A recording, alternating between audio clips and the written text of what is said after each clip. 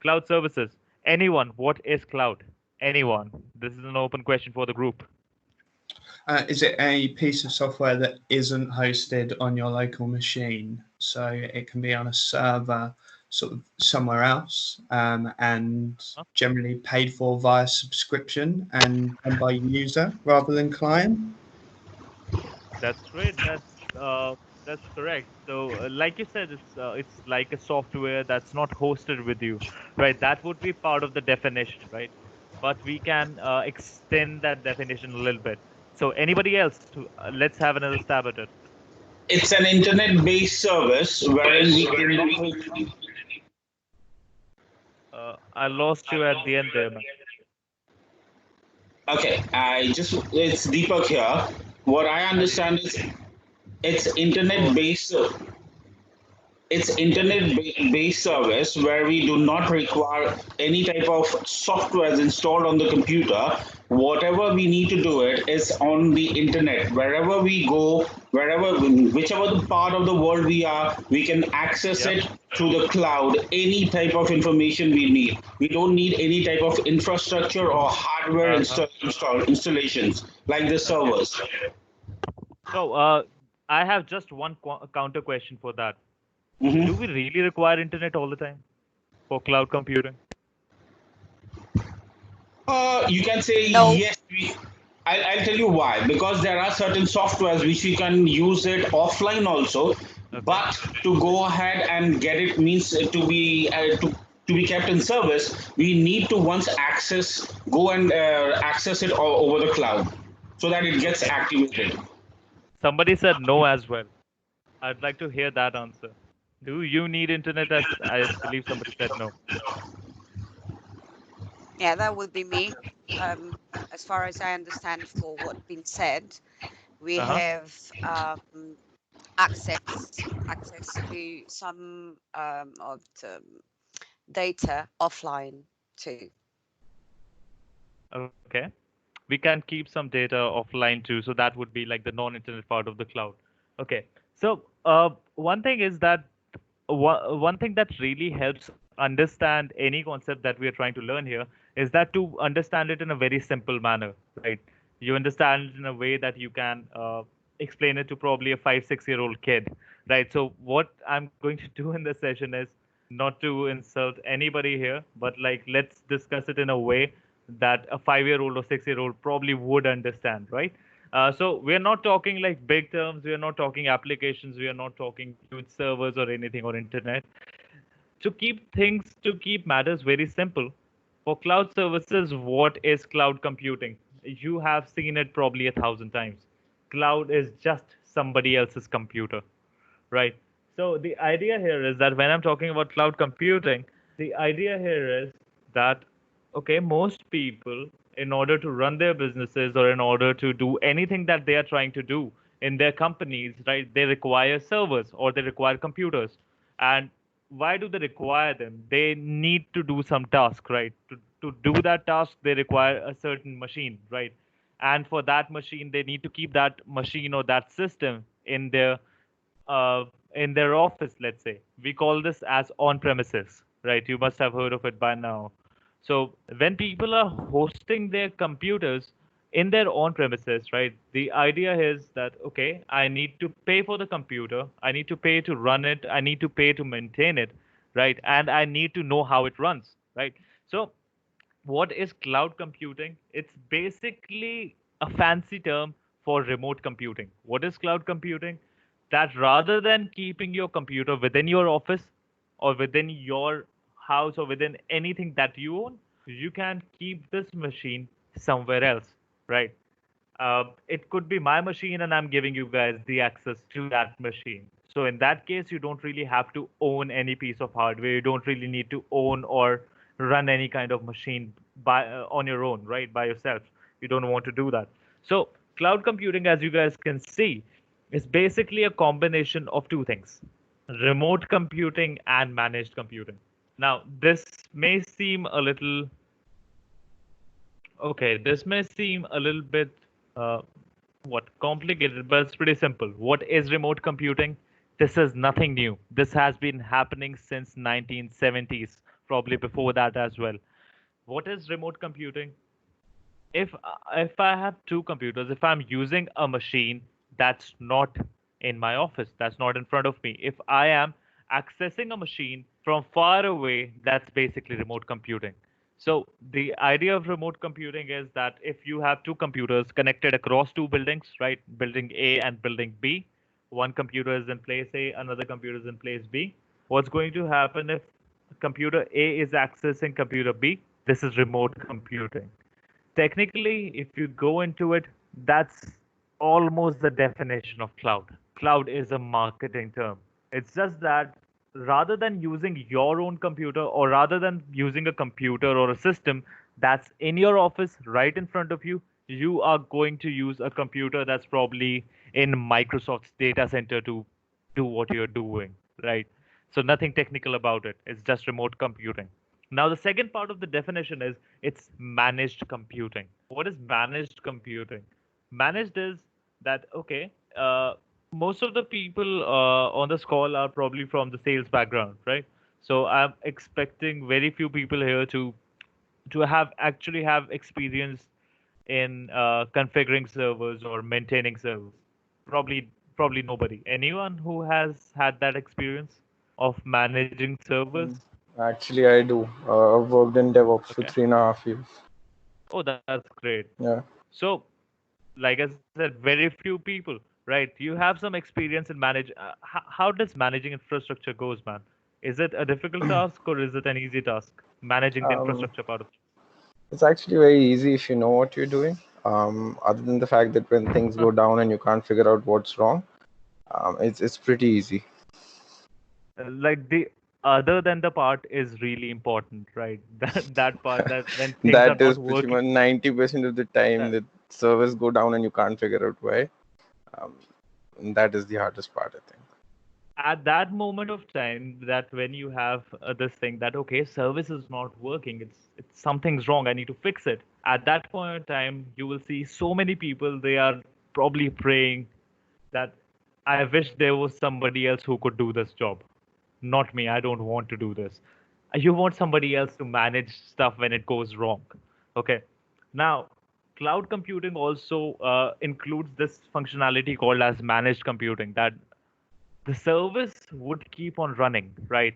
If the service goes down, it's somebody else's responsibility. In this case, it's Microsoft's responsibility that, okay, you have a server on the cloud, that server is not working, Microsoft will take care of it. They are probably going to give you some other server or they are probably going to fix that. We don't have to fix anything, right? And you were having this discussion with Aarti earlier. She told you that Office 365 has what's the uptime of Office 365, by the way? Anyone? What's the uptime of Office 365? Is it like 99.9 and then like 4 nines afterwards? No, man, not that great. Really? It's Really? it's it's it, I'm yeah, sure it's their pretty good. marketing It's not says that it's great. 99. Sorry? I'm sure their marketing says that it's 99. I promise you, it's not that high. But yeah, I wish it was that high. But okay, it's what Microsoft promises. That is something else. I'll actually discuss that with you. That's resilience. Anyway, so uptime with Office 365, what Microsoft promises us or their customers is that okay, it's 99.9% uptime. That's okay. So what 99.9% means that okay, for that 0.1% of the time the service is not running. Of course, if that's 99.9% is the uptime or there's the downtime. For that 0.1% of the time, if the service is not running, whose responsibility is it to bring the service back to the customer? It's Microsoft's, right? That's called managed computing. So what would happen if you had your email server and your email server went down? Well, you'll have to fix it. In case of Office 365, it's Microsoft's email server. If that goes down, Microsoft will probably take care of it, and will do it pretty impressively. Most of the time, people will not even know that there was a downtime at all, right? So that's managed computing. So why would you want to go to the cloud? First of all, for ease, right? I don't really want to manage anything, to be honest, right? So some people don't cook. There could be two reasons: I can't cook, or second reason could be I don't want to cook. In both the cases, I'll probably take food from outside, right? So managed computing is like that. I probably don't want to manage. I know how to manage it, but I don't want to because I'd rather spend time on something more productive, right? In that way, I'll probably go with managed computing. Uh, or probably I don't even know how to do that. So why not get somebody who does, right? So that's basically what managed computing is. Remote computing is that, okay, you need a computer. Let's not buy a computer and keep it somewhere. I'll tell you why we don't want to do that. But let's contact somebody who already has the computer and will probably give us the access to that machine, right? So that's basically remote computing. So it's, in a nutshell, it's just somebody else's computer. Cloud providers, common cloud providers are Microsoft, Amazon, Google. There are many more. There is IBM, Alibaba, so many cloud providers, right? So it's no shortage of that. Okay. By the way, the concepts that we are discussing here, they apply to all the cloud vendors. Hello? Okay. So, cloud providers here include Microsoft, Amazon, and Google, right? So, like I said, cloud computing is just using somebody else's computer. So, what is a server, by the way? Anyone? What is a server?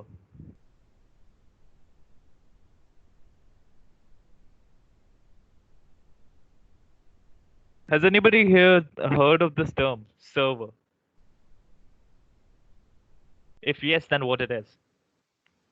Yeah, it's a separate resource that manages, well, it's a centralized resource that manages or offers a service to the rest of the network. Okay, fair enough. And It's how a does it look like? hardware. It's It looks hardware. like a computer. It's a stack. It's a big computer system.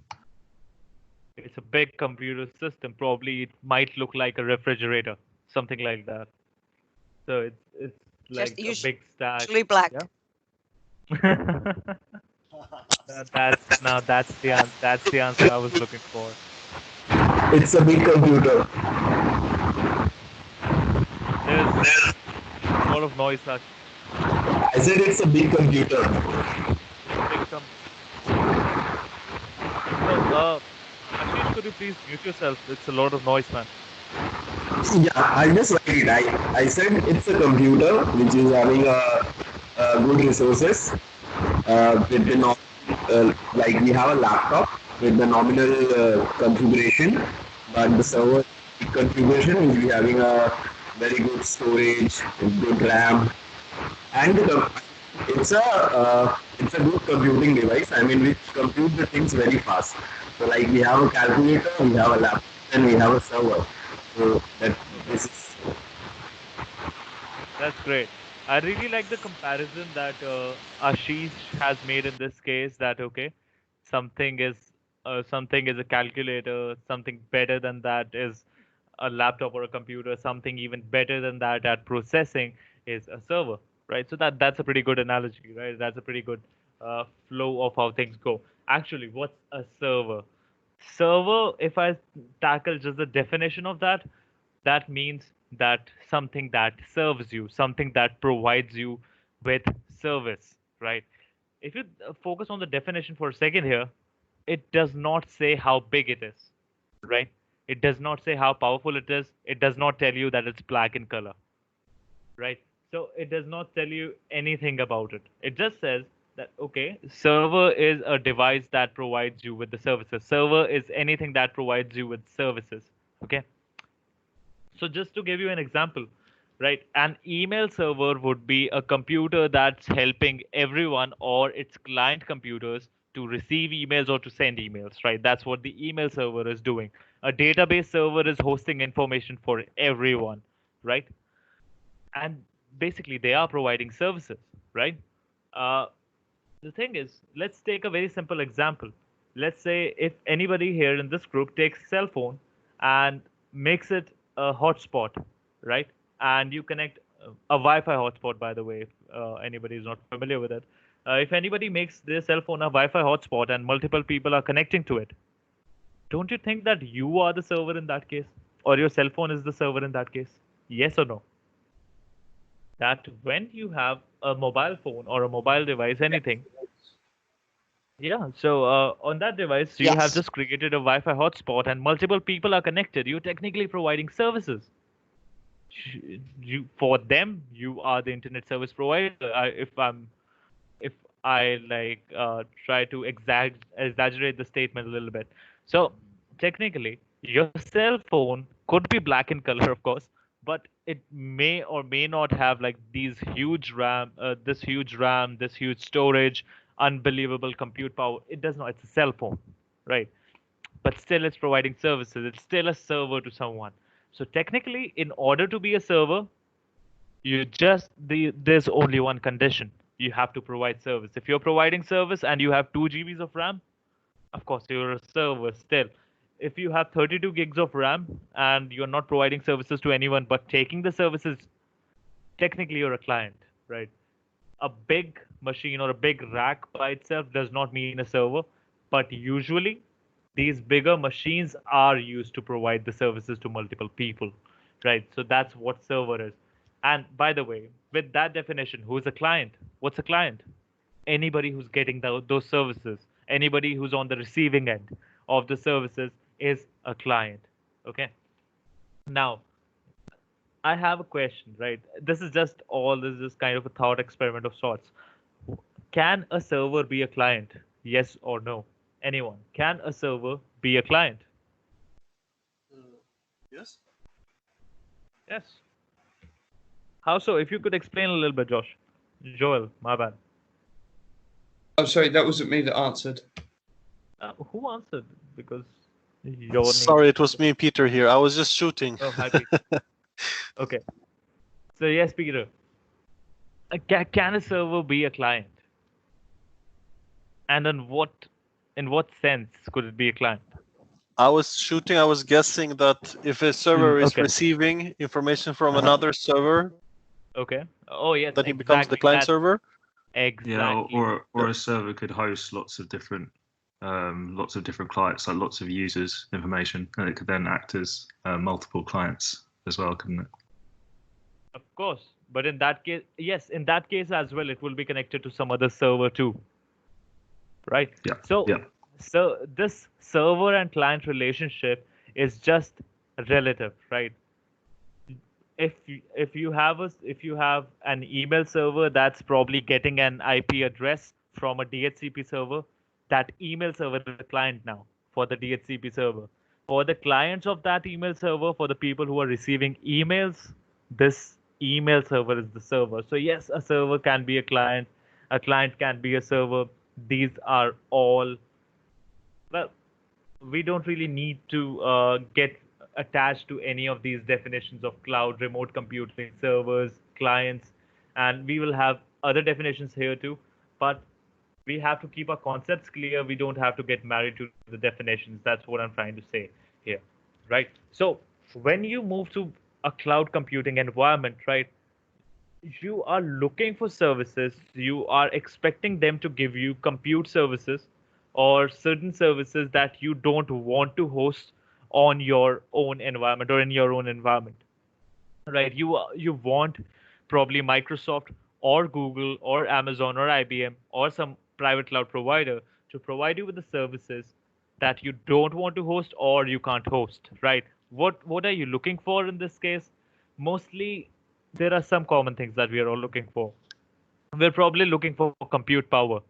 I have a few applications or I have a few softwares that I want to run. I just need a place to run them. I just need a place where those softwares could be installed and run from, right? So that's what I really want to do. So I might need computing power. So I might need Linux servers or Windows servers or web application servers and stuff like that. So I'm looking for compute power. So a cloud provider should be providing me with compute power.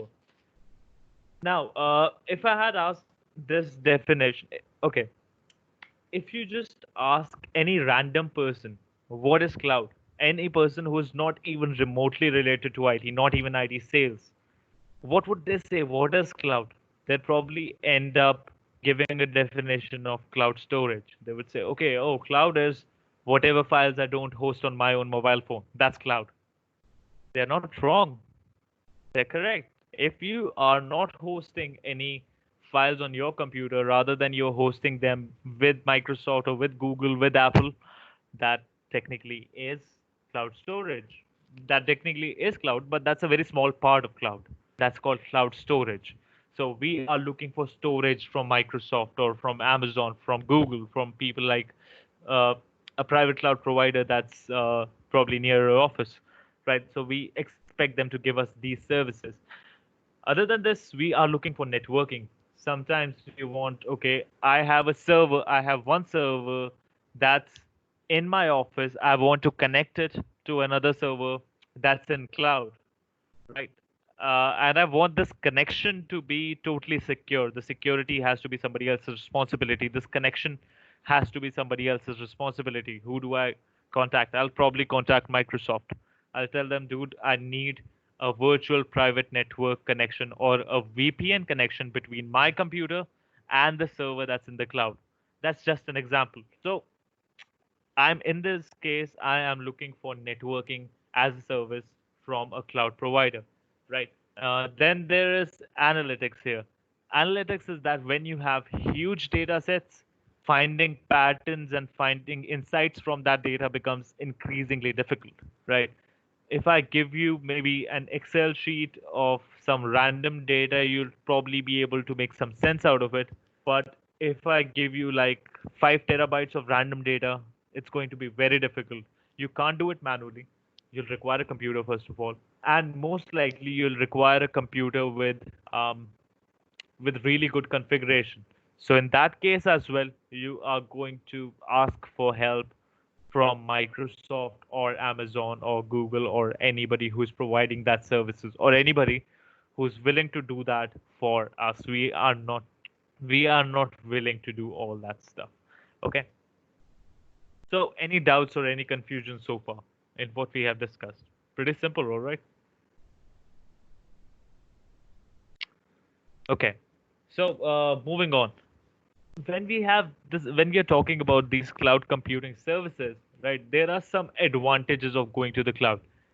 Can anybody tell me some advantages of going to the cloud? Just one apiece. Anyone? Security. Sorry? Security. Security. Okay. Security is a feature. Connect. Why is cloud most secure then? Because mostly the customers that we talk to, they say that I don't trust Microsoft. They are going to steal my data. I don't think that it's secure. Do you think it is secure? I do, yes. Okay. How? How is it more secure? I feel that it would be managed perhaps by a team. They would probably have the latest updates, etc., and would trust that probably above my own antivirus and protection software on my PCs. And just to add to that, there's certain legislation and regulation, security and privacy regulations that have to be adhered to, which gives reassurance to customers that their data is secure and won't be shared unnecessarily. Sure. Or without permission. Of course. That makes sense. All of that makes sense. So we are going to discuss more of that as we get to the security part of it, but you guys are on track. Any other advantages of using cloud? Any other features that you're getting in cloud? Just wanted to add on the security with Microsoft Azure. There are even data centers for government institutions in some countries like Germany, where it has to be saved local, all the data. So yeah, it can be very secure. Cloud. Okay. Other than security, some other Yes, I advantages of believe- using cloud. Scaling, I believe, scalability, and saving. So, if your company is growing, you don't want to buy 200 computers at once because you only need 20, and then you can scale it up and you can save a lot of money using this technology. Beautiful. It's scalable. It's a scalable environment. Anybody else? Another one. Yes, Another sir. advantage. Yes, sir.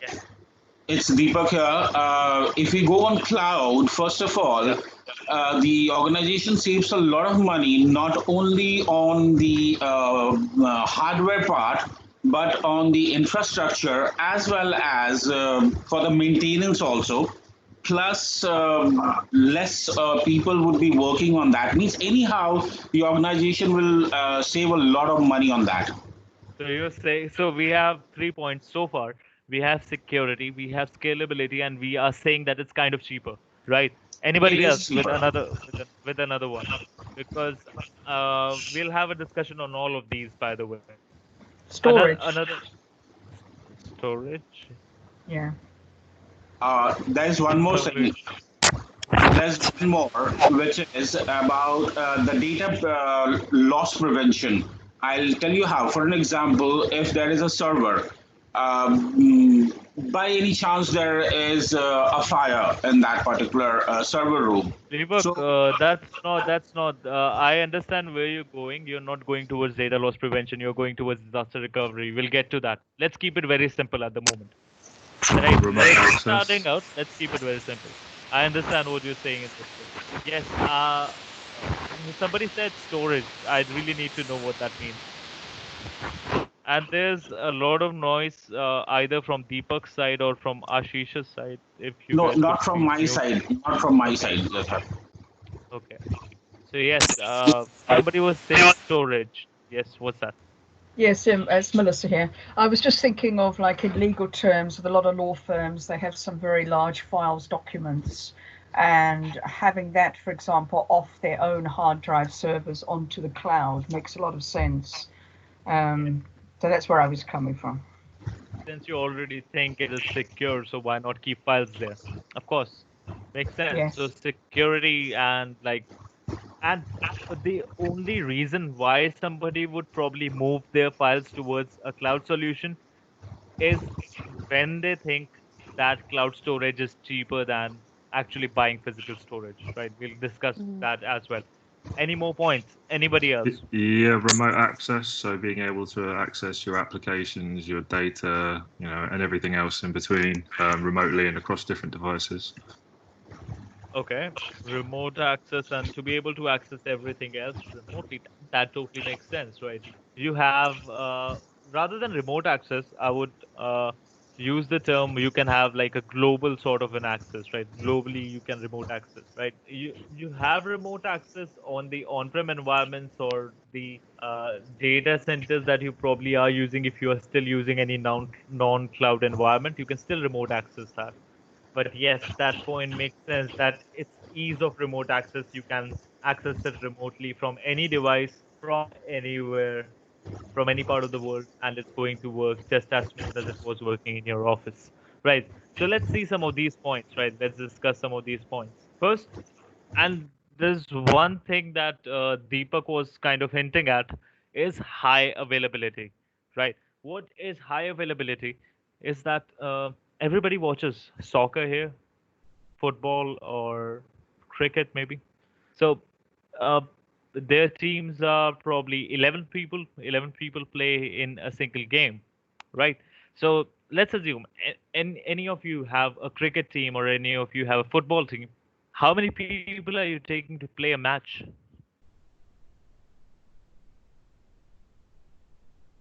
How many people are you taking with you? It's like, okay, 11 people are going to play. Anyone? This is a trick question. 15. Okay, specifically 15. Anybody else? Yeah. Yeah, we Anybody will. would take 11 players with them? No, we will take about 14 to 15 as a backup. In case anything happens, then the backup, one of the person will come there. Okay. Yes, and you have 7 on the bench, I think. Yeah, exactly. If you're playing basketball, you probably take 8 people with you, right? You probably list the name of 8 people that, okay, these are the 8 people who are going to play. I don't know the basketball rules. I might be totally wrong here. But the idea is that, okay, you have 11 players who are going to play. I just know about cricket and football a bit. But anyway, 11 people are going to play. If I take 11 people to the field and nobody else, I probably have not run a team before. This is the first time I'm probably playing football because you are not going to there's always chances that the out of these 11 players, you will need a substitution. You would need somebody might get injured, somebody is not performing very well, right? So you might need to replace them on the fly. So the same goes with computing. If I need three servers, I'm not just going to deploy three servers and feel so happy about it that, oh my God, these three servers are running and they're running so smooth. It's just a matter of time before one of those servers stop working properly, right? Then what will happen? Then basically, so then what will happen? You'll need another server. Otherwise, your customers are going to face the outage. You are going to lose some business. It's a lot of issues, business continuity issues. There's going to be time spent. There's going to be money spent. It's a bad situation when one of the servers goes down without any sort of a fallback plan, right? We call it fail over. I hope everybody has heard of this term, but if you haven't, failover means that I have sort of a backup plan. It's not exactly a backup plan, but it's sort of a backup plan. That if something goes wrong, I expected it to go wrong, so I have a plan B. I have a plan C. I even have a plan D. I want plan A to go as well as it can, but I understand practically things fail, right? So what is high availability? Microsoft, not just Microsoft. Let's not kid ourselves. Everyone, all the cloud providers on the market, all the major cloud providers at least, provide high availability on their services. They make sure that they are giving you that 99.9% uptime, that 99.99% uptime if you need. We don't want our customers to face any sort of a downtime, right? And how do we do that? First of all, we do that by increasing our fault tolerance. If something goes wrong, we have a plan B, we have a plan C, right? That's what fault tolerance is. Fault tolerance is you take 15 players when you just need 11. That's not waste of 4 players. That's ensuring the other 11, right? So anyway, then there is something called as scalability. Somebody said scalability earlier. Scalability is that okay, rather you are expecting that you would need 200 users, 200 servers, but right now you only need 20. That was an example.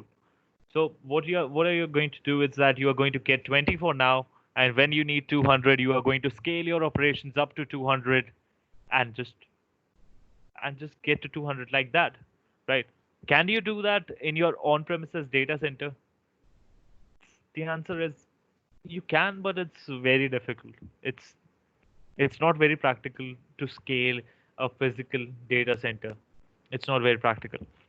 If I'm creating a data center for maybe I'm creating a data center and I know that I'm going to create it for 200 servers, then I have to buy 200 servers.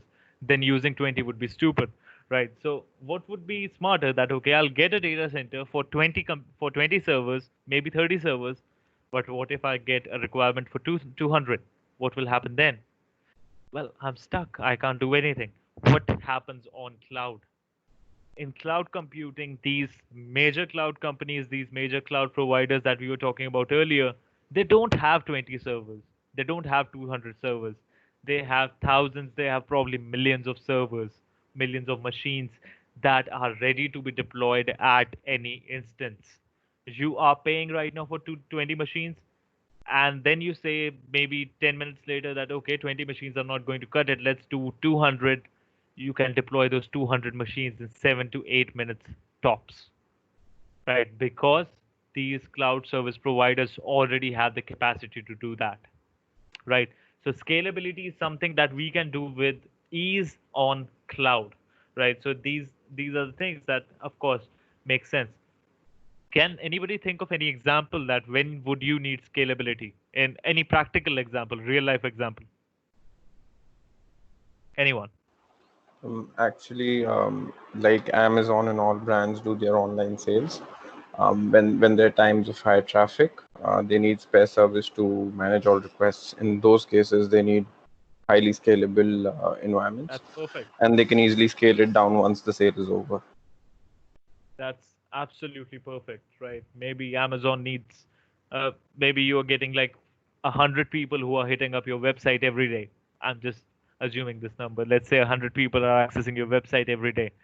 and for 3 days in 1 year, you are going to put on a sale, right? And that sale, you are expecting probably 3,000 people to come in, right? Rather than these 100 that you support every day, 3,000 are going to come in, right? So I I'm going to I'm going to need some scalability in my environment, right? So for like just explain, so you can anytime scale up your operation and scale it back down, because after the sale is over, I'm going to go back to expecting 100 users per day, right? I'm not going to expect 300 users every day even after the sale is over, right? So uh, the advantage of being able to scale very easily is that on cloud is, first of all, that you are just going to pay for the capacity that you are using. If you are using 2 servers for majority of the year and for 3 days you are going to use maybe 20 servers, what's going to happen is that you are going to pay for those additional servers for only 3 days. It's not going to be an annual cost for those servers. You are just going to pay for the services that you are using. So that's why the cloud model is uh, is pretty smart for people who are just looking to do business like that, right? Elasticity in the operation. What is elasticity? What are anybody? How is it different from scalability? Any guesses?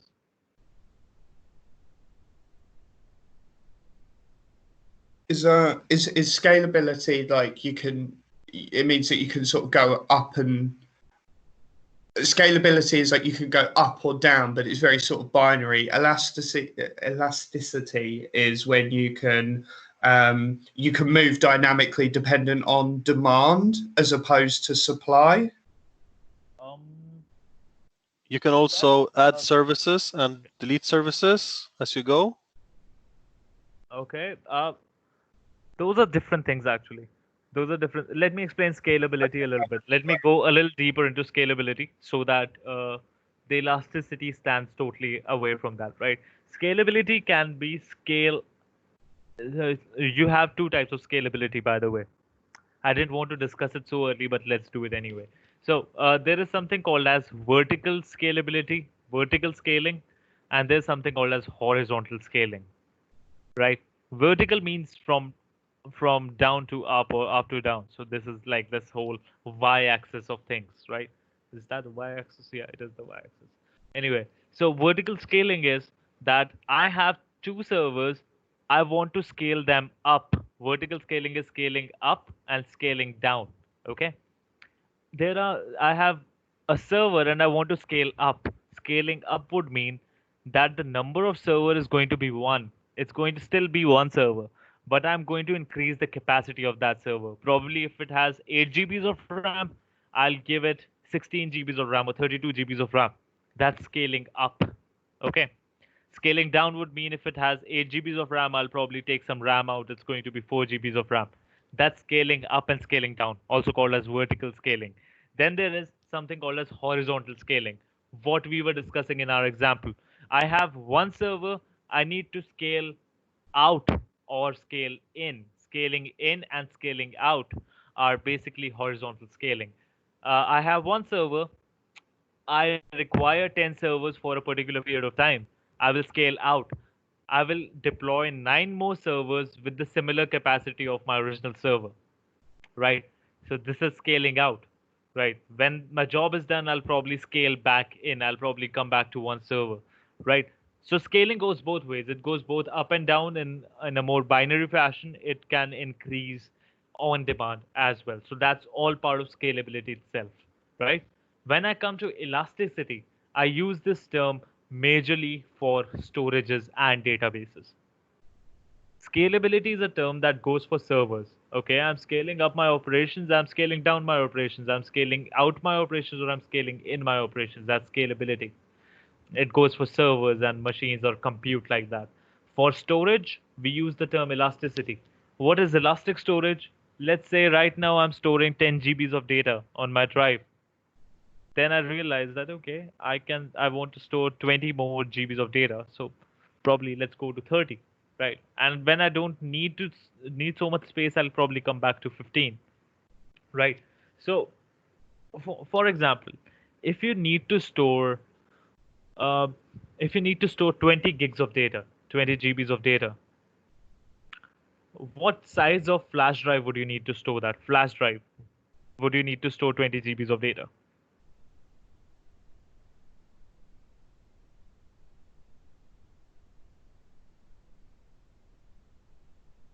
That would be 32 GB.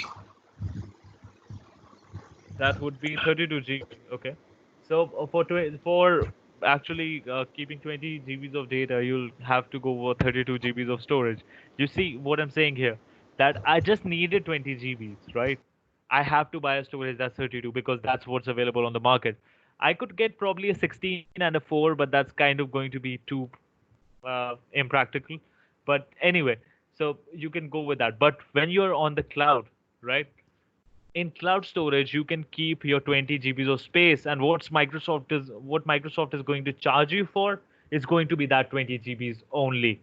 It's not going to be this whole thing about, okay, you want to store 20 GBs of data, you have to pay for 32 GBs. We don't know about anything other than that. No, it's not like that.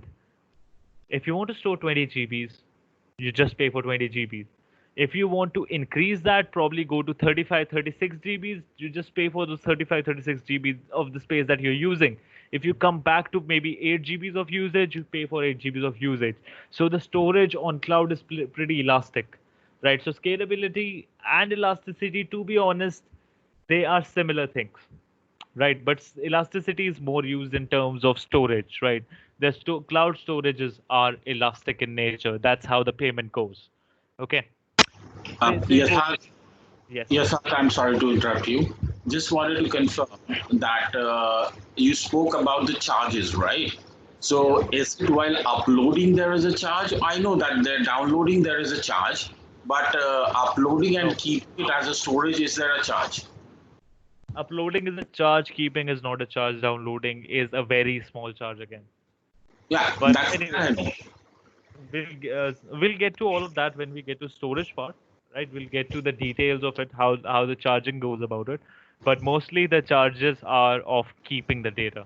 You are using some storage, you're keeping it occupied. That's what's going to incur most of the charges. Okay, that's what I wanted to confirm. Thank you. Anyway, so when we are comparing scalability and elasticity, uh, the basic idea is that they are pretty much, oh my bad, they're pretty much the same things, but in different contexts. When we talk about scalability, we are talking about servers or compute power. When we are talking about elasticity, we are talking about storages or databases in most of the cases, capacity of the databases and capacity of the storage. Somebody else said that, okay, there is remote access that we get. I'm sorry, I don't remember the names by now. Probably by day 3, we will remember each other's names. So somebody said here remote access would be one thing that we can do. Yes, we can do that, and we can do that globally. You can host the services anywhere you want to, any place that you want to. We have data centers all across the globe. If right now I'm running a business in India, and I have a few customers in Australia, I don't really need to host the server for them in India. I can host the server for them in Australia as well from India. Right. The idea is that now the services are global in nature, just like our workforce, right? The workforce is global, so are the services. Everybody should be able to access the services from wherever they are. It should not be a problem for anyone at all, right? Customer latency capabilities. We don't want latency. Latency is a bad thing, by the way. Has anybody done any online gaming? If you have, you would know that latency is pretty bad, right? If any Counter Strike players are on the meeting, old Counter Strike players, you'd know that if there's a higher latency in an online game, it's going to be pretty laggy. It's not fun. So, in the same way, it affects the databases as well. It affects the applications as well, not just the gaming. No application, well, latency affects different applications differently, but it does not benefit any applications at all. It's a bad thing, and we want to drive it out of the system altogether, right? There is some latency always, but we want to minimize it as much as possible. That's what cloud helps us to do that, right? So the latency in the systems is pretty low. Uh, the reason for the low latency is also the fact that okay, everything is on the cloud, and the networks that Microsoft or any other cloud vendor are using are pretty high speed networks, and they ensure that the latency is pretty low, right? Then you have we'll get to the agility part later on when we discuss other development related things. But then there is something called as predictive cost considerations. On cloud, some people say that okay, it's very unpredictable. I cannot predict my bill. Sometimes I'm charged really high for certain services I don't really know. Well, in that case, they did not do the prediction part, or they did not do the pre-analysis part properly. If done properly, you can actually predict the cost of your services down to a T. You can just predict it so accurately that you are basically predicting your bill for the next 3 months, for the next 6 months, for a year, right? We have certain tools that can actually help us predict the cost of the services that we are going to use. You just have to enter your service, you just have to enter the uh, SKUs for the service, you just have to enter from where you're getting the services from, and it's going to give you a cost for one day, for 1 year, for 3 years, right? It's going to give you the cost for all of that. We in Azure we have something called as Azure pricing calculator and TCO calculator. We'll get to those things when we get to them. But in in cloud computing, this concept is really important that costs can be predicted very easily. And by the way, if a company is not on the cloud, it's kind of difficult for them to predict the costs. Let me tell you how. Let's say you set out to create a data center. Now you have to buy 5 or 10 servers. Okay, you just multiply the cost of one server by probably 10 because you have to buy 10 servers. Then you add the cost for the licenses. Then you add other things and other things. But actually predicting it and when we are configuring it, there would be errors, so you would need some support. You have to pay for the support as well, and you have to pay for somebody to troubleshoot as well. So the cost prediction part on the on-prem kind of goes out of whack sometimes, but we don't really want that to happen. On cloud, the idea is the predictive cost considerations are there. Then you have something called as disaster recovery. Now, what is disaster recovery?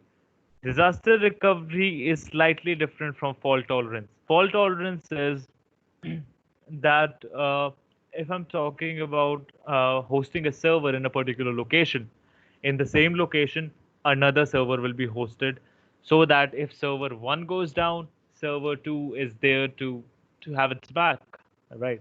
So that's fault tolerance, right? But what will happen in case of a natural disaster or any kind of disaster, right? Let's say there's a natural disaster, there's a flood.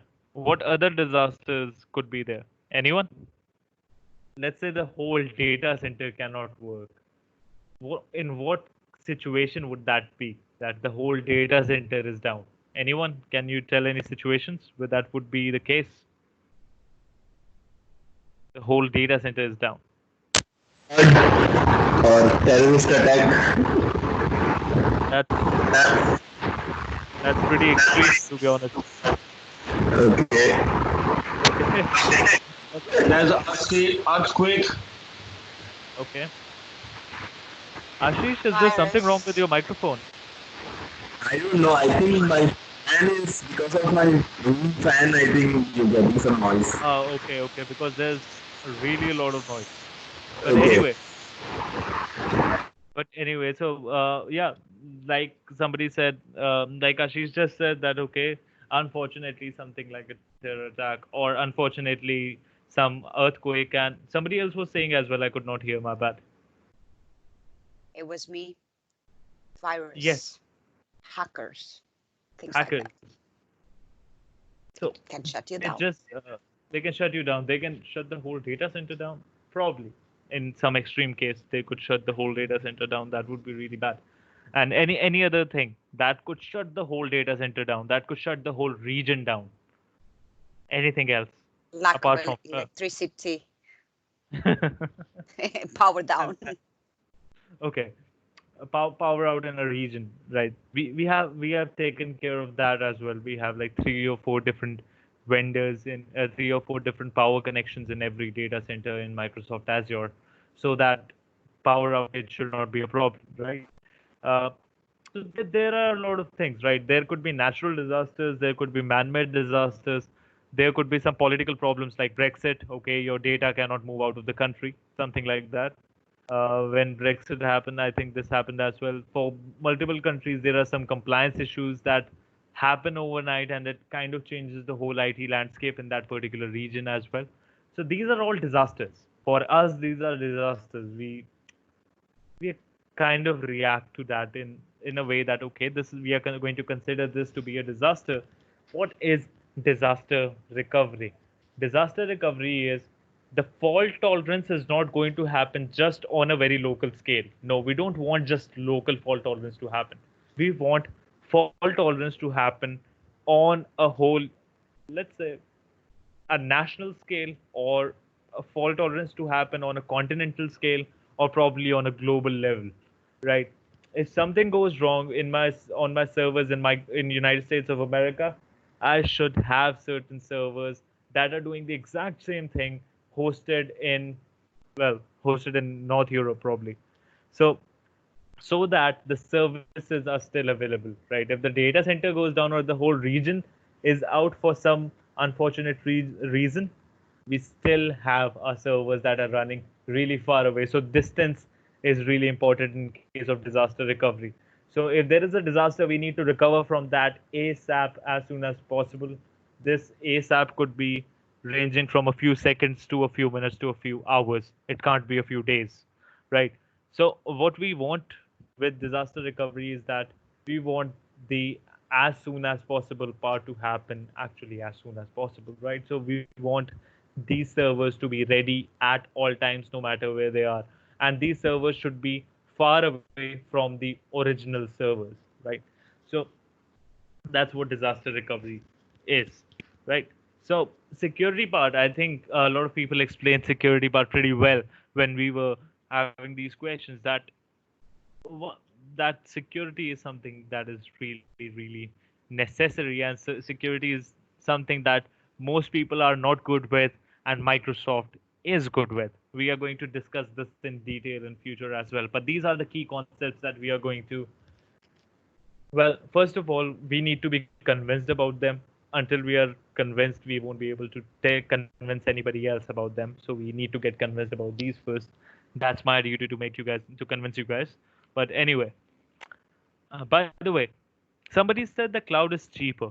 Why is cloud cheaper? Anyone? Although the answer is on the screen, but You don't buy your own infrastructure. You don't have to buy infrastructure. I mean, in cloud computing, I mean, you can take as a rent and pay as you go, just like electricity bill. So this is the way you can save a lot of money.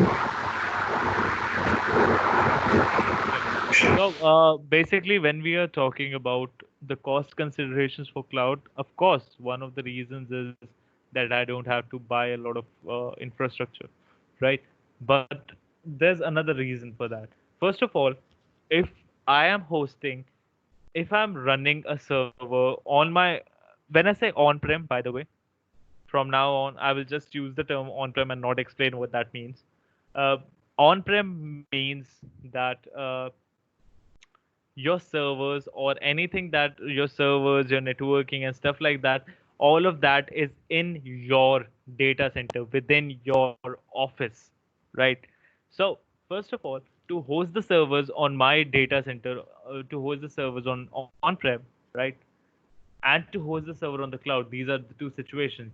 Why is cloud cheaper? Some people would say rent, because we are renting the server, right? But still, if you get the same amount of services, if you buy the same amount of services, or if you configure the same amount of services by yourself, and if you configure the same amount of services on the cloud services are going to be considerably cheaper.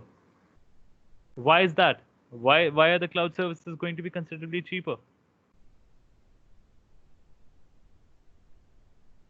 Can anyone answer that?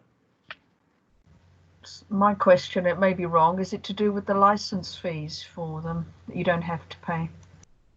Okay, that's it's a pretty smart approach that okay, probably there's no licensing fees, that's why it could be cheaper. But then we can extend the question to become why are there no licensing fees? What's what's the reason behind that? Has no shelf life. Sorry? Limitations, I was thinking. Okay, that makes sense. So let's take an analogy for this, right? There are two companies, right? They make pens. Okay, so company A has these handmade pens, and they make around 100 pens per day and 3,000 pens a month, right? Company B has like this automated systems. These are not handmade pens. These pens are manufactured by a machine or something like that, and they are shelling out 2,000 pens a day, right? Similar quality, similar build, probably a similar kind of a pen, right? Which pen is going to be cheaper for company A or company B?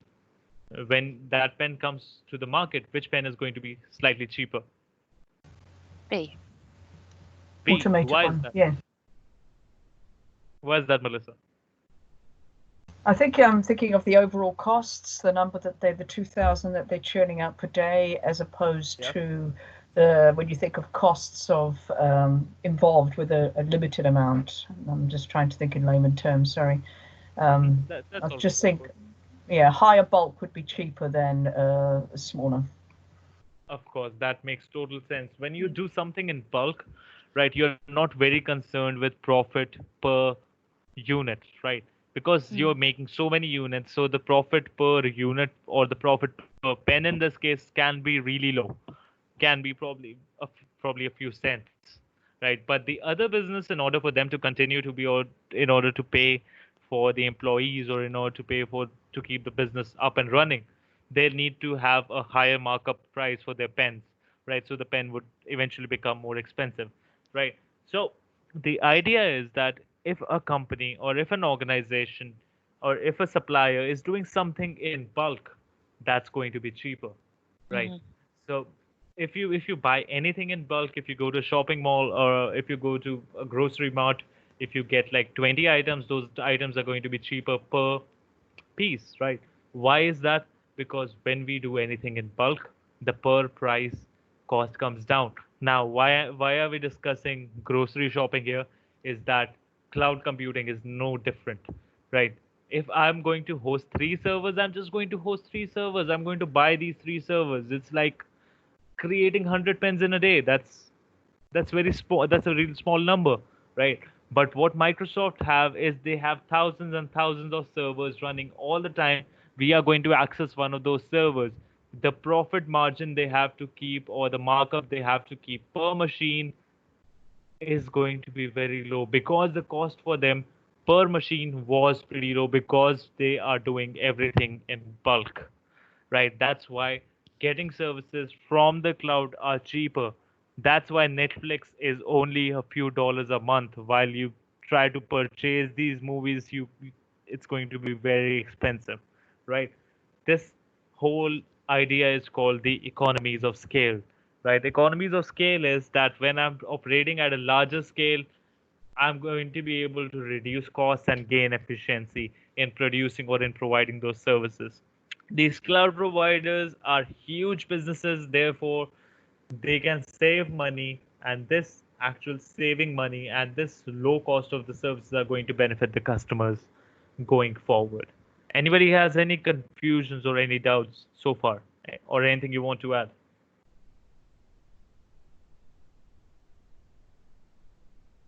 Okay, moving on then.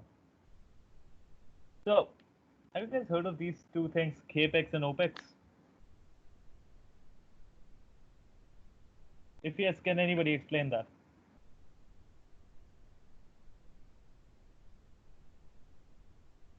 What is capex? Let's deal with capex first.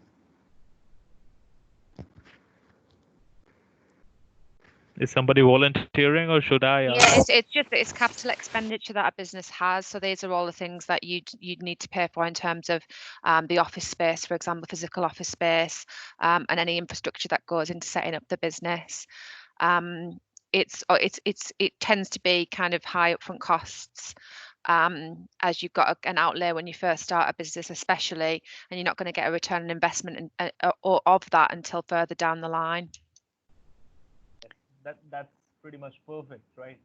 That when we are talking about capital expenditure, what's going to happen is that, okay, let's I have to get the office space and stuff like that. But let's talk about IT in this case, right? Let's talk in terms of IT. So if I want to if I want to run a couple of applications, right? At the end of the day, let's say for my company, I need to run two applications, and I want everybody to pay attention to this for a couple of minutes here, because this is really important. So if I want to run two applications for my company at the end of the day, the applications are: one, it's the attendance application. The second application is an accounting application, right? So I want to host these two applications. What do I need to do that? What do I need to do in order to do that? First of all, I need to set up a data center. Okay, let's start setting up a data center. In order to do that, I need some space in the office. So I rent some space. I probably rent it or buy it. Renting would be kind of smarter in this case, but we'll discuss that too. But yeah, let's say I get some space. Now I'll need a couple of servers. One server for attendance and one server for, let's say, accounting. Okay, let's get these two servers. I purchase these two servers, and servers are kind of expensive, right? Those are big black devices that are in the office, right? So basically, these servers are expensive. Uh, let's say what around what 2,000 $3,000 for a modest one, right? So you get the server, and you set up these servers, then you set up the networking part, you keep everything going. Then, by the way, you are also paying for Windows Server licenses. So there's that. After you have installed the Windows Server licenses, now the servers are up and running. You have to purchase these applications for attendance and accounting, or you have to create your own applications. That's also going to incur some charges. Now these applications are running. Now I ask you, is this environment secure? Or, by the way, do you have any kind of a fault tolerance plan? Now you have to pay some money for the fault tolerance for additional servers and all that. Oh, by the way, in order to do all of that, I had to shell out a lot of money. That was a lot of money that I had to spend. And what's the return on investment so far?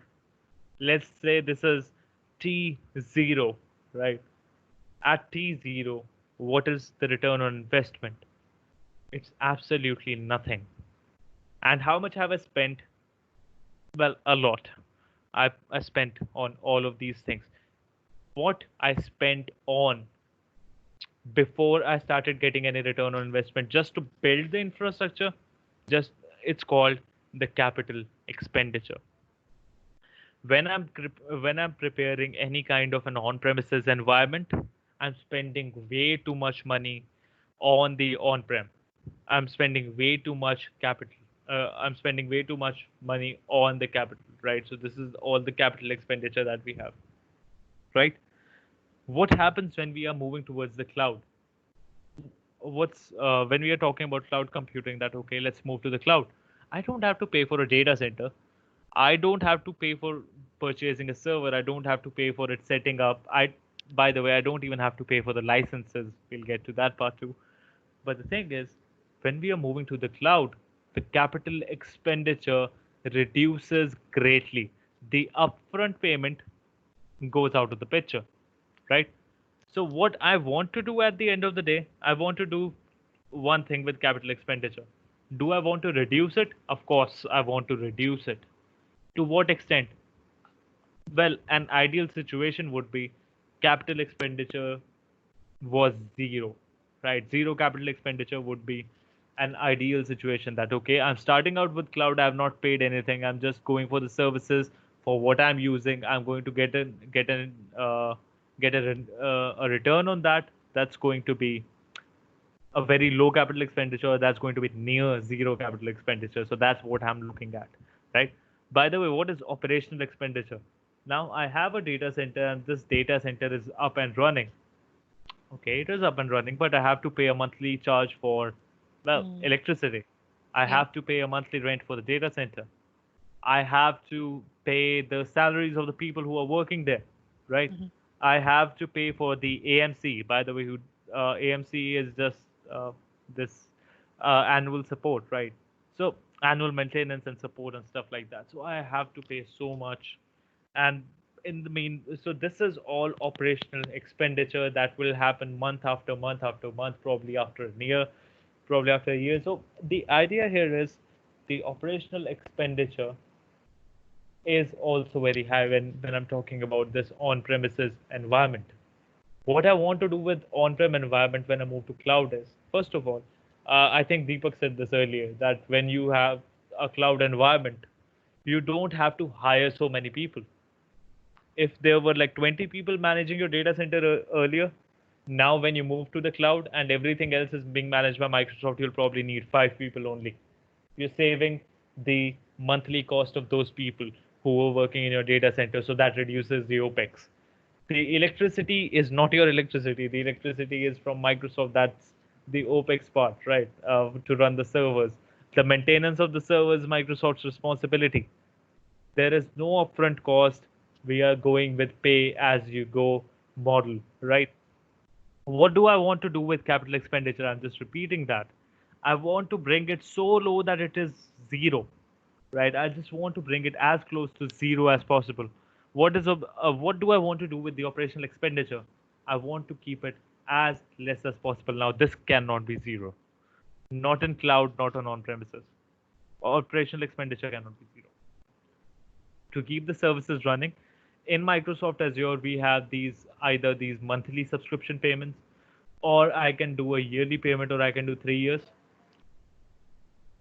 But it's operational expenditure nevertheless. It's still operational expenditure, right? So, how does cloud save our money? It almost brings capex to zero when it's done properly, and it reduces opex considerably. So overall, these are the two expenditures that you are doing. If both of these are decreasing, your overall expenditure is going to be a fraction of what you were paying earlier, right? But again, we have to do this smartly, or otherwise we'll end up paying more because it's not an optimized environment. Anyway, we'll get to that. But any questions or any doubts so far? Okay, moving on. We have on cloud, we have this consumption based model.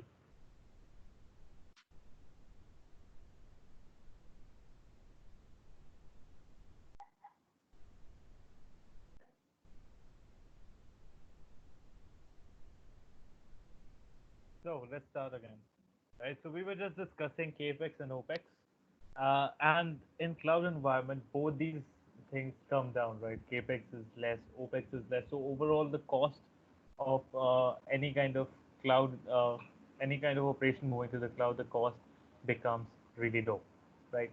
So now, when we move to the cloud, the model changes, the payment model changes. Rather than purchasing everything that we may need in future, right? Rather than buying for features that we might require later on, maybe more RAM or more capacity, more storage, we just get what we need at the moment, right? We just get what we are going to consume, right? That's a consumption-based model. So on cloud, not just Azure specific, anywhere,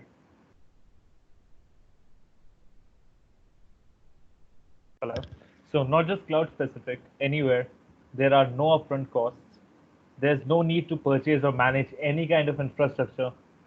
You don't really need to invest in the hardware. You don't really need to invest to hardware to invest into that data center that you were looking at earlier. So the thing is, when you need things, you pay for them. When you stop needing them, just remove them from your subscription. There would be no additional charges for that. By the way, the cloud billing happens every day, every month, when you get something on the cloud. Let's say, okay, that's a question. When you get any resource on the cloud as a customer, how is it billed? Is it billed monthly, or is it billed uh, at a daily interval? Anyone? When you get a service on cloud on Microsoft Azure, let's be specific, a little specific here in this one. Are you billed monthly or are you billed daily for those services? It's daily. Okay. So let's say that you are using a service for 7 days in a month. In that month, you are just going to pay for 7 days of using that service, right? Not the whole month, right? And by the way, it's not just daily, right? That was just to put it simply. It's the services are actually charged. Most of the services are charged hourly, right? You are going to use a virtual machine for 2 hours. We will charge you for 2 hours. We'll not charge you for the whole day, right? You use it for um, you use it for 7 days in a whole month, and every day you were using it for 2 hours. That would mean you just use it for 14 hours out of the 730 hours in a month, right? That's pretty awesome, right? So when you're talking about any kind of services that you're getting, if you're getting them temporarily, we are going to charge you per hour. There are certain services that are charged even per minute, right? So uh, that's pretty low cost, right? You don't have a lock-in kind of a thing. There is no upfront payment, and you just pay for the things that you need while you need them, right? That's really important, right? So a consumption-based model is always a little more, you can say, friendly to the pocket. That's what consumption-based model is, right? Now we have like these three different models on cloud, right? We have this thing called public cloud, we have private cloud, we have hybrid cloud, right? So anyone, what's public cloud?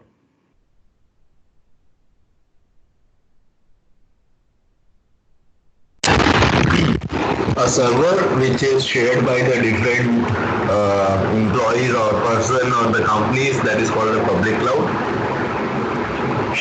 I think you have to do something about the noise, man. It's really distracting. Okay, I'll do it. Later on, not today, as in from tomorrow onwards.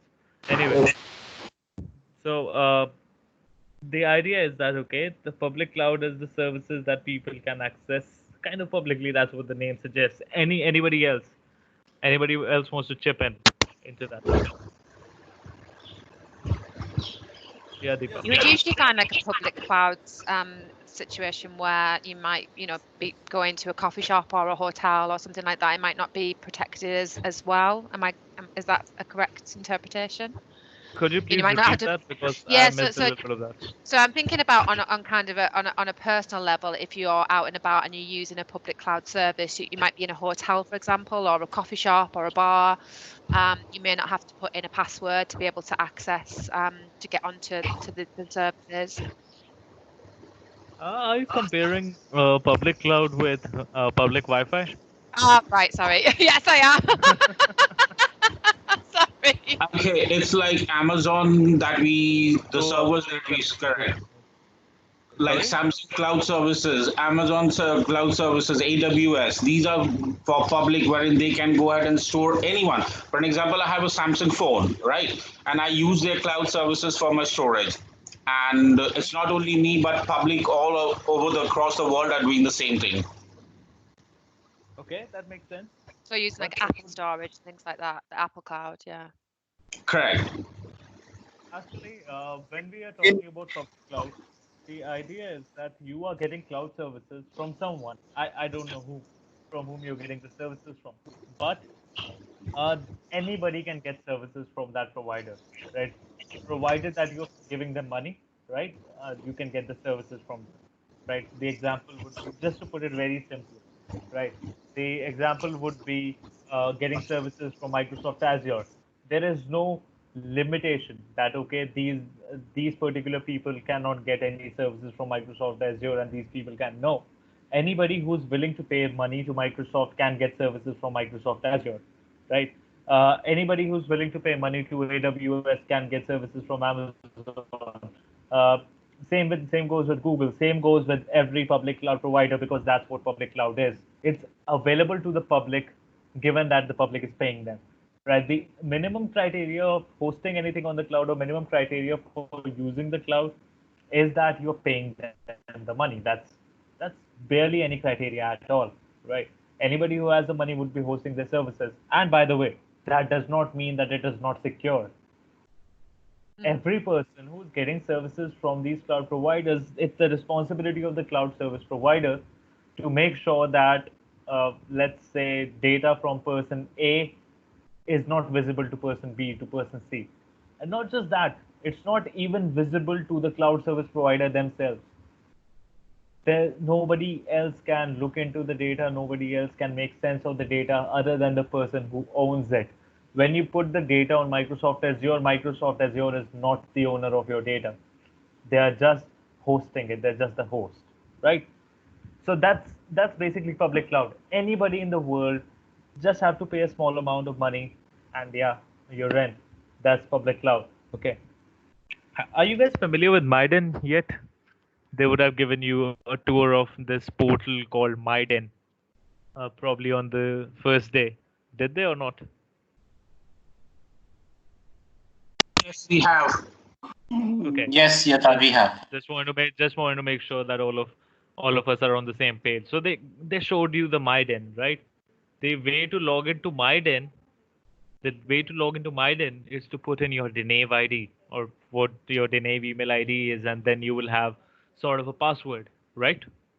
And there are certain resources on that Maiden, right? That Maiden server or that Maiden uh, environment, right? There are certain resources like your attendance and stuff like that, or other things, or other documentation, right? Thing is, can uh, what's the minimum criteria of being part of that server, right? That's basically cloud for every one of us, right? That's basically cloud because that's a remote computer being managed by somebody else, right? That's basically our attendance is being managed by somebody else technically, right?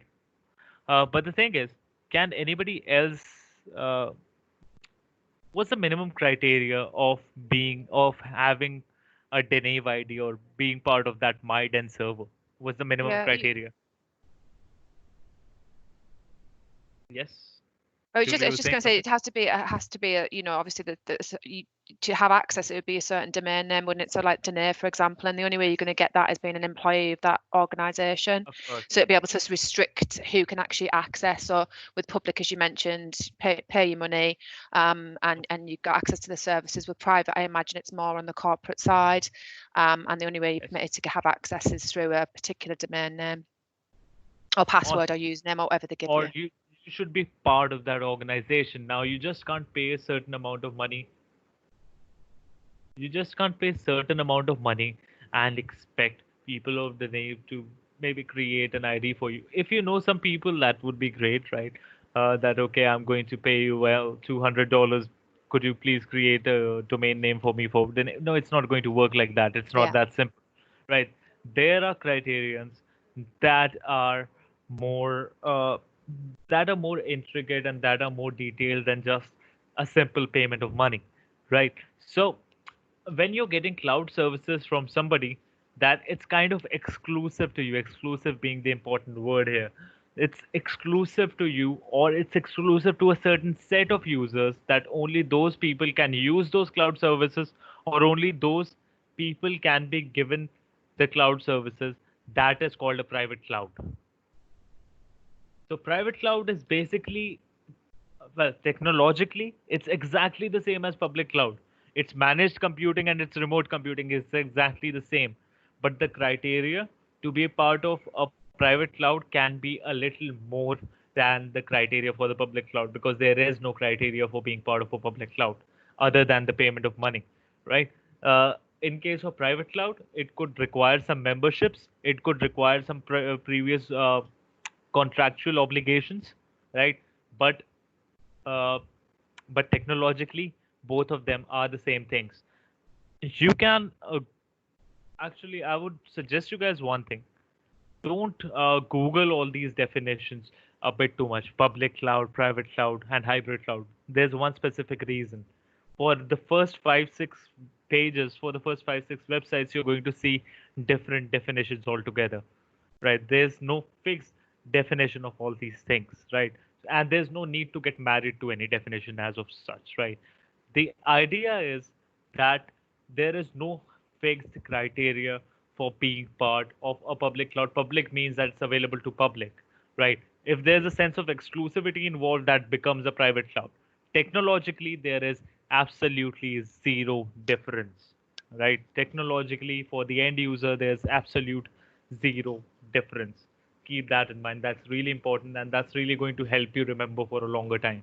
It's how you buy it, how you become a part of a cloud platform, right?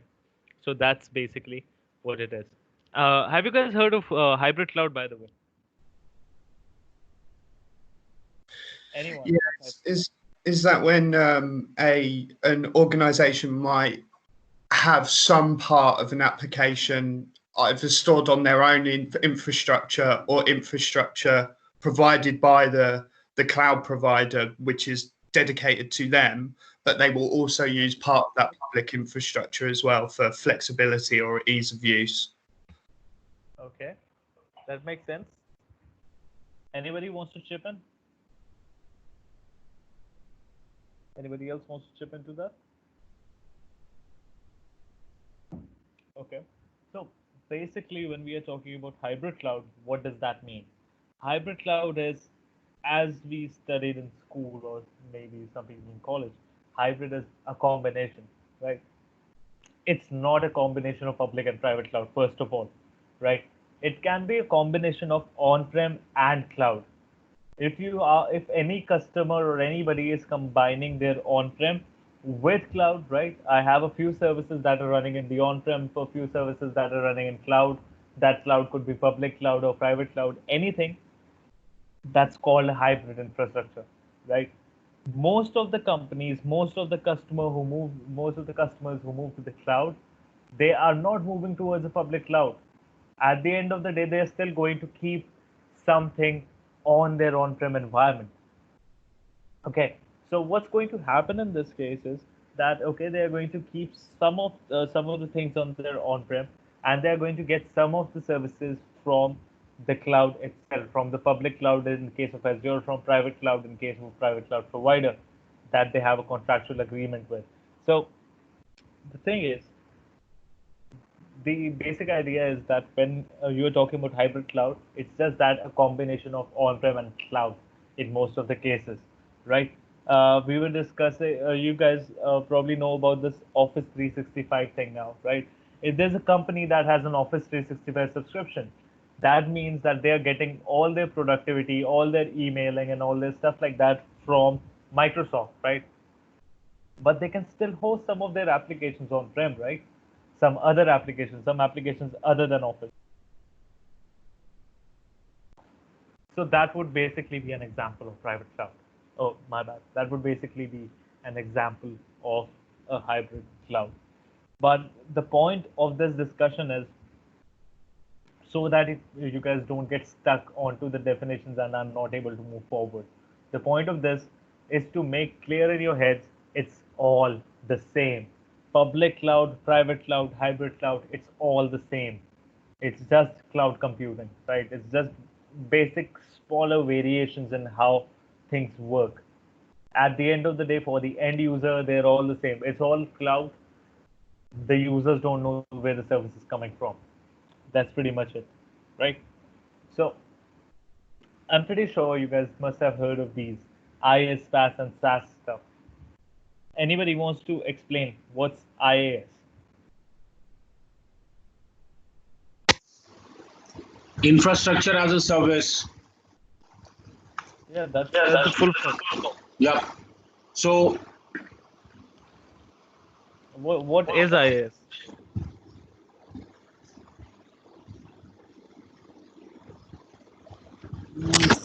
Share interest. It's actually when you're sharing your infrastructure, you're providing your infrastructure as a service. So, be it your data center, you're letting people use your center to store their data. So, basically, you're providing a storage service to them. Or that's a bit of SaaS involved in it, but infrastructure as a service basically is what Microsoft and AWS are letting us do. Let us set up our own servers virtually and basically run our operations through their infrastructure. Okay, that don't you think that became a little too complicated at the end? I'm Let's sorry, keep what? it very simple. Yeah. That kind of became a little too complicated at the end. Let's keep it very simple. right? We were earlier discussing that, let's say I have a data center, right? I'm creating my own data center, so I'm going to get that whole room. I'm going to purchase a couple of servers. I'm going to pay for the licenses, and I'm going to get somebody to make applications for me, this attendance and this accounting application that I was talking about earlier, right? Let's say somebody created all these things for me, right? Now I paid for almost everything here, right? This was capex, and somebody walks right past, and they're like, "Dude, why did you pay for this data center?" It's like, I wanted to host these applications, I wanted to host these servers, but they said that why would you want to keep these servers in your on-prem environment? Now somebody would be like, okay, was there another option? Of course, there's another option that you can, rather than paying for this data center, rather than paying for these physical servers, rather than paying for the licenses on these physical servers, let's take it all away and move it to Microsoft, because Microsoft are really happy to provide their customers with these servers, right? The servers will be hosted by Microsoft. Excuse me. The server will be hosted by Microsoft. The operating system will be hosted by Microsoft. Data center would be managed and configured and hosted by Microsoft. So customer does not really have to do anything. So what does the customer need to do? Yeah, just tell us which operating system you want. We are going to put that operating system on the virtual machine that we are going to give you. We are going to give you a server, but we are going to give you that server remotely. The experience is going to be exactly the same, except for the fact that you are not going to pay a single penny for the infrastructure. We are going to give that infrastructure to you. That's called infrastructure as a service. We are providing you our infrastructure as a service because you're paying us a monthly fee. Right, so I'm going to give you access to a couple of servers. On those servers, you can install your applications and run those applications and be really happy, right? So that's infrastructure as a service, right? Then we move on to this thing called as PaaS. PaaS stands for platform as a service. But what does it mean? Now, I'm very happily running my applications on these servers, right? I have the server, I'm managing this whole server from the inside, from the operating system part and up. I'm managing all of that. And the thing is, I'm also managing my applications, I'm also managing my end users and stuff like that. Somebody comes up to me and says that, why are you hosting your applications on the server? That I want to run my applications. That's why I'm hosting my applications on the server. What else is the option? Microsoft provide you with an option in this case.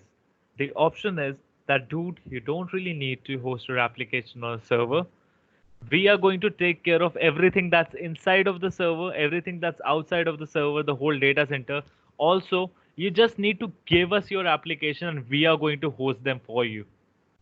We are going to host the application for you end to end, right? If your app if the virtual machine underneath the application or the server underneath the application fails, that's Microsoft's responsibility.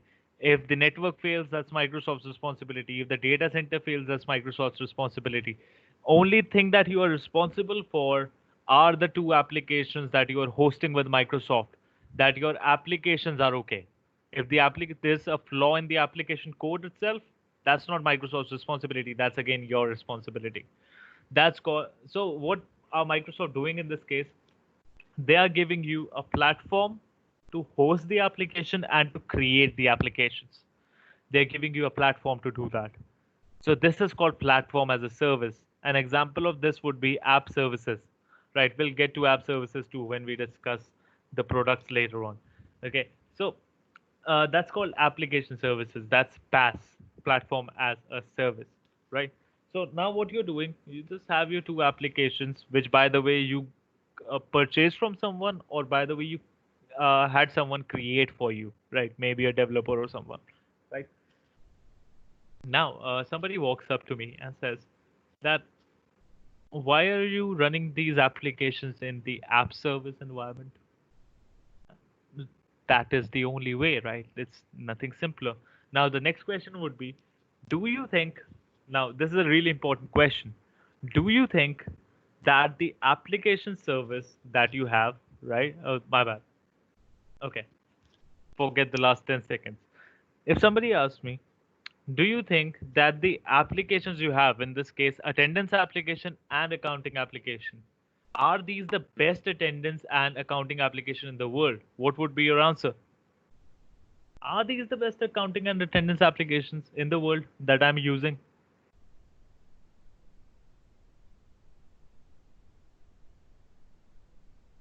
Anyone? No, Why not?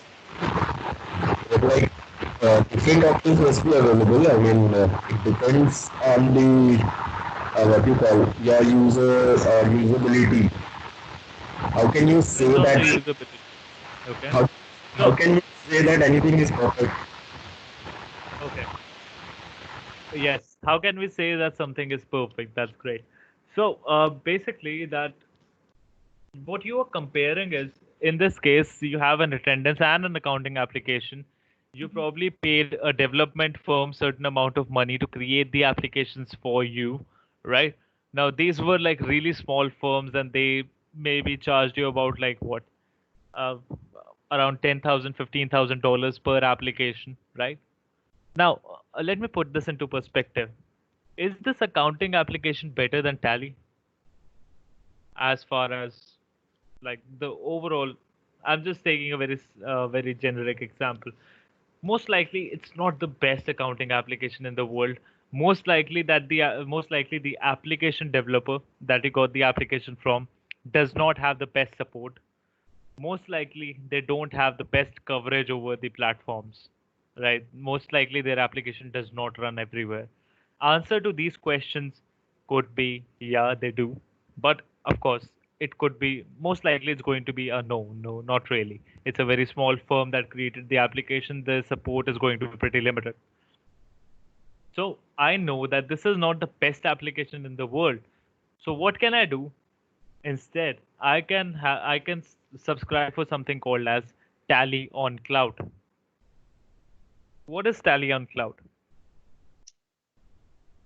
Tally on Cloud is basically that you are getting the, so Tally is hosting their application directly on the cloud, right? They are in charge of the data centers. They are in they are in charge of the data centers here. They're in charge of the networking. They're in charge of the storages and servers. They're managing everything. They're in charge of the operating system. They create the application and they are hosting it, right? What you have to do as an end user is just subscribe to them, is just subscribe to that application, give them the total number of users, and they are going to enable Tally on, or for every user that you have, right? You are still using the accounting application, by the way, which was your end goal. Your end goal was to run the application. This was all the additional stuff that you were doing in order to run the application. That's why you created a data center in the first place. I wanted to run the application. Networking was done for the same reason. Servers were there for the same reason.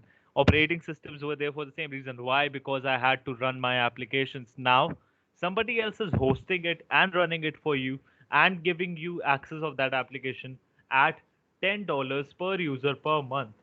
Why do you want to do all that hard work? That is called software as a service. They are now providing you a fully provisioned, fully functioning software as a service where you don't even have to move a finger in order to configure that. That would be configured end to end, done, right? I know this team has been working with MWP for the past couple of days. What is MWP? Modern Workplace and Office 365. Is it IaaS, PaaS, or SaaS? What is Office 365? Anyone? SaaS. SaaS. Aarti Yeah. most likely told you. Aarti most likely told you guys, right? Because Office 365 is a SaaS environment, it's software as a service. Why is it software as a service? Because the data centers, Microsoft's, they handle the networking. It's their email servers, operating systems. It's theirs. Updates on the operating system is theirs. They are developing the solution. What are we doing? We are the end users. We just pay them per month, per user for E3, for E5, for business premium, for all these Pro Plus plans and stuff like that. That's what we do.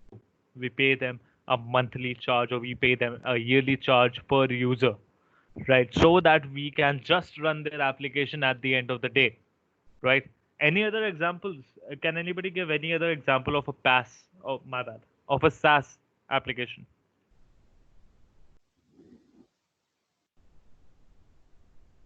Salesforce. Salesforce, yeah. You can have Salesforce in the IaaS as well. You can have Salesforce in the in the SaaS as well. That's correct. Yeah, Netflix? like Sales Cloud or something like that. Can we say Netflix is a SaaS thing? Like a service? Beautiful. Netflix is SaaS, right? Anything. Okay. Netflix is SaaS. Why? So, It's a service hosted. So yeah, it's a service hosted. So you have access to it whenever you want. Yeah. exactly. Per user, per month, you are paying for the subscription. That's it, right? By the way, SaaS. Now you would realize in 2 minutes you are going to realize that SaaS is nothing new, PaaS is nothing new, and IaaS is nothing new. It's just the definitions that are new, right? Any application. By the way, you have been using Gmail for I don't know how many years, 15 years. I've been using it for what, 10 years plus 15 years. What is that? Do you have an email server? Technically not, right? It's hosted by Google, right? So that's SaaS, right? You have been using YouTube. Are you hosting the videos and stuff like that? No, it's not. We are watching the videos. It's hosting somewhere else. We don't even know where, right? All the services we are end users to. All the services that we are end users to, and those services are not hosted or created by our company, it's most likely SaaS, right? If you're using any online service, if let's say, for example, if you need to edit a PDF document, what do you guys do? If you need to edit a PDF, what do you guys do? You download 3% of the software to convert this PDF into to edit PDF, right? So yes, you go to an online platform. You go to an online platform. You just go there and you start typing PDF editor online, stuff like that. Because most people would not straight away answer that. No, I will just download or I will just purchase the license to Adobe Reader Pro because Adobe Reader Pro would let me edit the PDF files. No, because that's $19.99. Nobody is going to buy it. So I should not say that. Some people are going to buy it, but most of the people, it's not really that something that they are looking for, right? So why? Because there are online websites where you can just upload your PDF, edit them right there and then, right? Download the edited result and voila, it's done for free, right? I'm not commenting on the security part of the security aspect of this or the morality of this, but the idea is that it can be done, right? This says, did you host the application in this case? No, there was no application involved. The application was hosted by someone whose website that was. We are the end users. So technically, that was just software as a service, a software provided to us over internet or over web, right? YouTube is just a video player hosted hosted somewhere else. That's what YouTube is. That's what Netflix is. It's a video player for the movies, and it's a movie repository hosted somewhere else. It's not my movie server. It's not my video server, right? It's not like that, right? Same goes with Office 365. It's not a productivity suite that's been created by my organization. It's a productivity suite that's available to everyone who's willing to pay every month per user, right? So out of all these things, IaaS, PaaS, and SaaS, which would be the cheapest? Or I should ask it another way, which should be the most expensive solution? IaaS, PaaS, or SaaS? Yes. Sorry, could you repeat that? Yeah, on premise, I think, but IaaS in this case of these three. Okay, of these three, yeah. On-prem would be the most expensive. That's absolutely correct. But IaaS in these three would be the most expensive. Why? Why is that? Please explain, man. Because would it be because if you're using that infrastructure, like a company that makes a SaaS tool is going to have like quite a large amount of margin So effectively, it passes down, right? So a SaaS app has huge amounts of margin in it. So the infrastructure that they're building that application on needs to be, those providers are going to make more money effectively by making the infrastructure that they need to put that app on more expensive. That makes sense. But there's one more thing that in case of IaaS, right, you are doing everything by yourself, right? You are uh, configuring the virtual machine, you are configuring the server, hosting the application on it by yourself, managing the whole online server, right? That's what you are doing in IaaS, and you're doing everything right there, right? And in case of SaaS, You're the Microsoft is doing everything for you. It's automated. What should be more expensive? Are you getting what I'm saying? Sorry, you broke up there a little bit. Can you just repeat that, please? Okay. In case of IaaS, right, what's happening is that I'm given an online server, or I'm given a cloud server, right? I'm hosting the application on that. I'm installing the application. I'm managing the whole thing. I'm making sure that my customers are getting the services and stuff like that. I have to configure everything in that case, right? In case of SaaS, in case of SaaS, what's happening is that somebody else, or most likely Microsoft, is going to host these services, run the servers in the back, and run the operating system, do everything. It's automatic. I don't have to do anything. It's automatic. Don't you think SaaS should be more expensive? That's my question.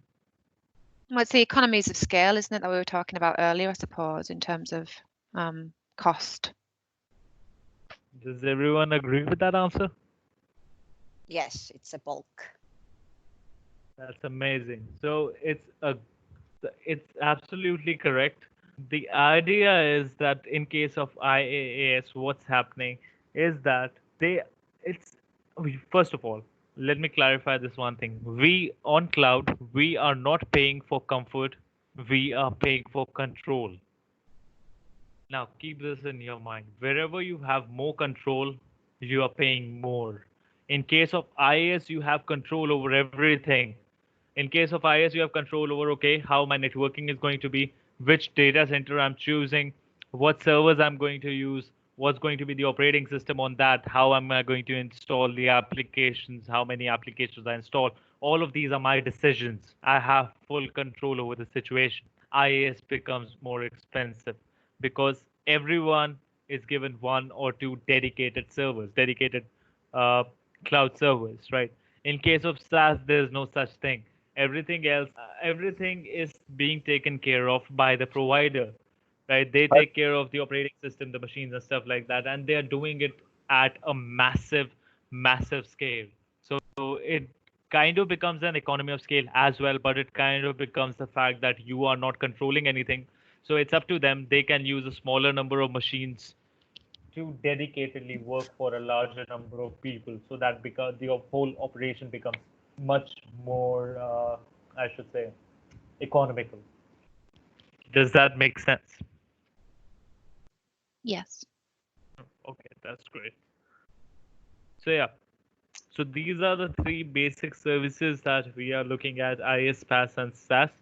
Again, no need to get too attached with the definitions or attached with, just understand the idea, right? That how the cost varies, because there are things that are not necessarily IaaS and not necessarily PaaS. They fall somewhere in between, or they fall in both of these cases. So these are just very general terms, right? It's not like the exclusive three things, everything has to fall underneath one of these. It's not like that, right? So just understand the concept rather than treating them as three separate entities. Treat them as you can say treat them as like points in the graph, right? There could be things that could, like in a spectrum, that could lie somewhere closer to the IaaS. Some things could lie closer to the PaaS. Certain things could be lying closer to the SaaS. Some things could be lying in the middle as well. So again, it's kind of like a spectrum. It's not really anything very specific, right? So as you can see it right here, hold on. As you can see it right here, the most flexible cloud services. PaaS is mostly for the development part, right? SaaS is a pay-as-you-go pricing model. It's okay, just everything has been created, just pay the money and start using the service, right? So that's basically the difference between IaaS, PaaS, and SaaS. Okay.